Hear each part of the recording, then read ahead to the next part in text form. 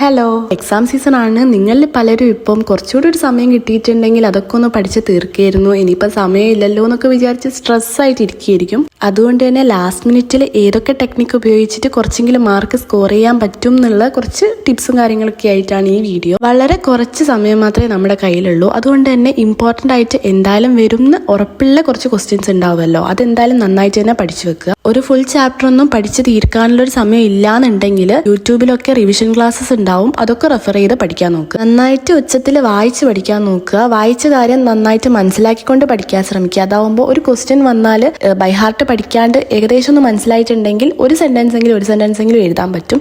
എല്ലാ ക്വസ്റ്റ്യൻസും അങ്ങനെയെങ്കിലും അറ്റൻഡ് ചെയ്യാൻ നോക്കുക. അതായത് പഠിക്കുന്ന സംഭവം എന്താണെന്നൊന്ന് മനസ്സിലാക്കിയാൽ മതി, അത് വെച്ചിട്ട് നമ്മൾ ആൻസർ ചെയ്യാം. എത്ര എഴുതിയെന്നല്ല, എന്ത് എഴുതിയെന്നാണ് ടീച്ചേഴ്സ് എപ്പോഴും ശ്രദ്ധിക്കുക. അതുകൊണ്ട് തന്നെ മനസ്സിലാക്കി പഠിച്ചാൽ അതെന്താന്ന് നമുക്ക് കൃത്യമായിട്ട് ആൻസർ ഷീറ്റിലേക്ക് എഴുതാൻ പറ്റും. യൂട്യൂബിൽ റിവിഷൻ ക്ലാസ്സസ് കാണുന്നത് ഭയങ്കര ഹെൽപ്ഫുൾ ആയിട്ടുള്ള കാര്യമാണ്. അതുപോലെ തന്നെ വേഗം ഡിസ്ട്രാക്ട് ആവാനും ചാൻസ് ഉണ്ട്. അതുകൊണ്ട് തന്നെ നന്നായിട്ട് പഠിക്കുക. All the best.